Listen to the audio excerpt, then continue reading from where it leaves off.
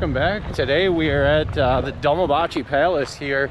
I believe it's in Beşiktaş, Istanbul. It is the largest palace here in Istanbul. It was built with the idea in mind from probably the most influential Turkish person in the country, Ataturk. So we're gonna go check out the museum today, walk around and just kind of find things out about the history of this building, and yeah, see all the beautiful things inside. I checked it out online, and so many of the people that I met here said it's definitely one thing you're gonna want to check out. So that's what we're gonna do today.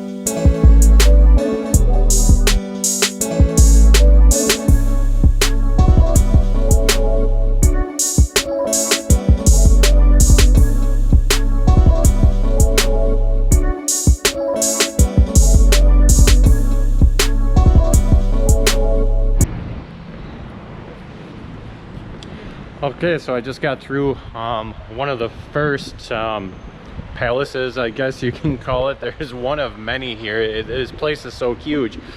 Unfortunately, I didn't know this, but there's not any photos or videos to be taken in any the palace indoors. So I tried to sneak a couple in. He made me shut off my phone and shut off my GoPro, so I'm not going to be able to get any footage inside the palace, but definitely plenty to shoot outside the palace. So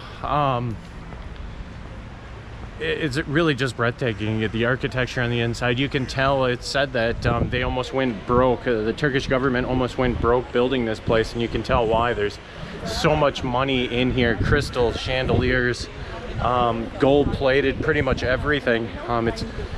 It's crazy the amount of work, detail, and money that was put into this palace. So I'll try to get as much detail of the inside as I can until they actually steal all my equipment. So I'll just kind of respect the rules for now and just try to get as much history as I can and bring it all to you guys. And I'll try to describe as much as I'm seeing, but right now it's just spectacular. And I got some shots, so you'll be able to see the inside of the first palace that I was in. So yeah, this is just kind of like the outside commons area where they set up cafes and whatnot. Definitely a gift store. Plenty of money to be spent here if you want to.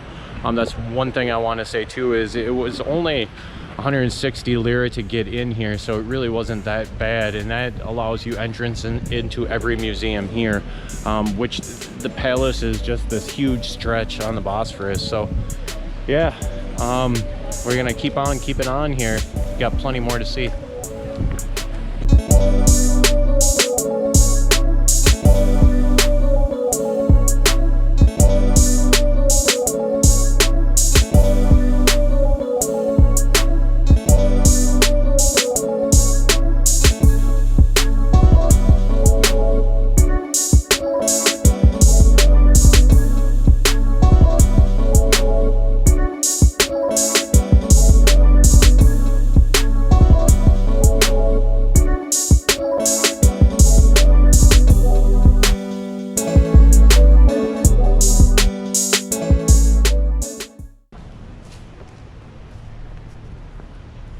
Okay, as I'm walking to the next chamber, I guess you can call it, of this palace, one little piece of information I thought was interesting about this: when they were building this, when Ataturk decided to build this, during the construction, Queen Victoria actually gifted the Turkish people in Ataturk a chandelier, which is at the time known as the world's largest chandelier.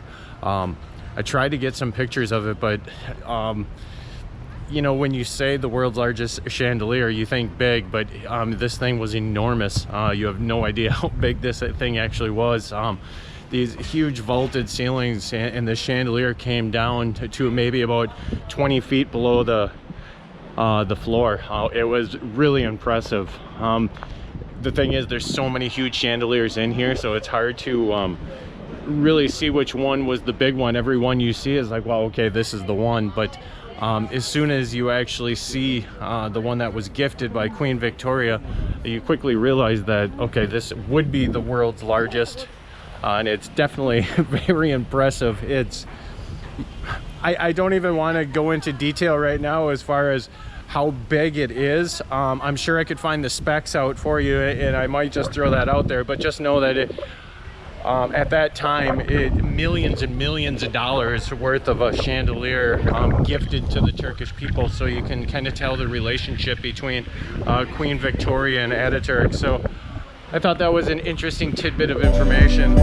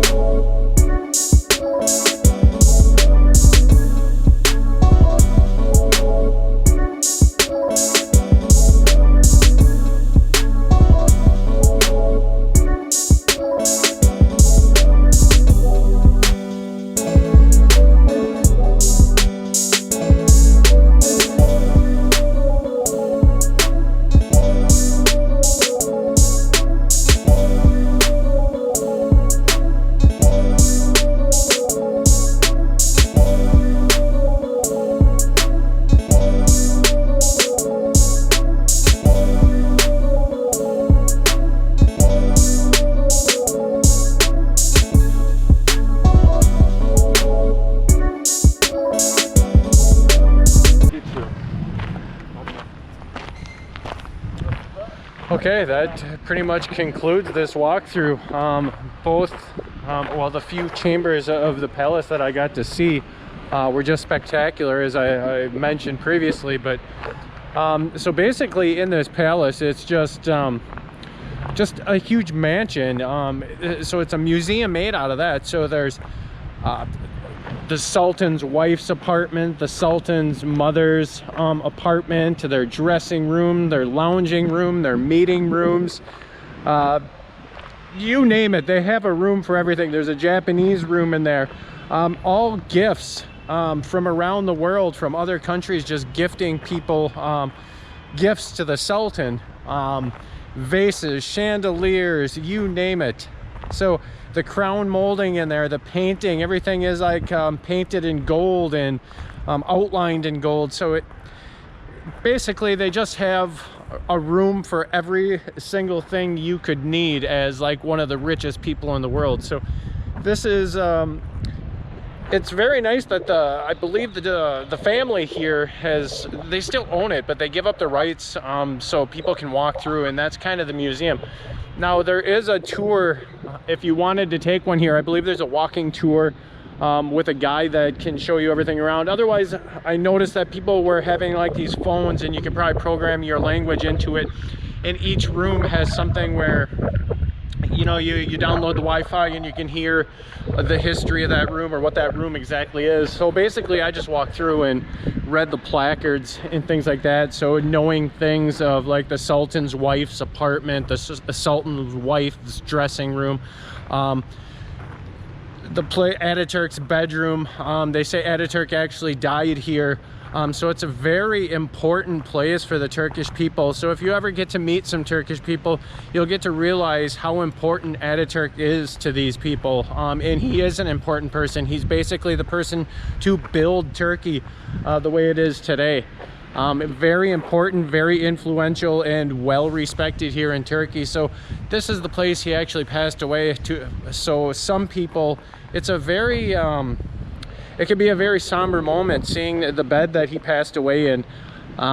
So it's really touching. Yeah, I mean, I guess you can get goosebumps from just walking through here if you know some of the history. And I got to know a little bit of the history just from walking around with a couple of friends that I met here. So it's unbelievable. If you have a chance and you are in the Dolmabache Beşiktaş area, I definitely recommend that you visit the Dolmabache Palace. You'll learn a lot about the Turkish history, especially Ataturk. So yeah, definitely check it out. It's worth the money. Like I said, it's about 160 Turkish liras to see basically everything. And then there's also some museums in here as well. I saw like there's a painting museum here. You have to pay extra to walk through it. I didn't. I'm running out of time. This whole place closes in about an hour. So I still want to get some photographs and video of the entire, I don't know what you'd call it, a compound really. I mean, the place is huge and it's just surrounded by these big brick walls. So once again, 160 Turkish lira, money well spent for the education you're going to get, and basically the history of Turkey and how they built this place, and how it's basically a shrine nowadays to Ataturk and his family. All right, so thanks for sticking with me this long, and I hope you guys got a little bit of information from the Dolmabache Palace. I try to give you as much as I can. Once again, I'm not much of a history teacher when it comes to these vlogs. I'm more of just a walk and observe and kind of show you and tell you just a brief history of what I see. So I hope you enjoyed it. Once again, if you made it this far, I really appreciate it. And thanks for the people that have been commenting and liking my videos. I appreciate it. So have a great day, guys. Goodbye.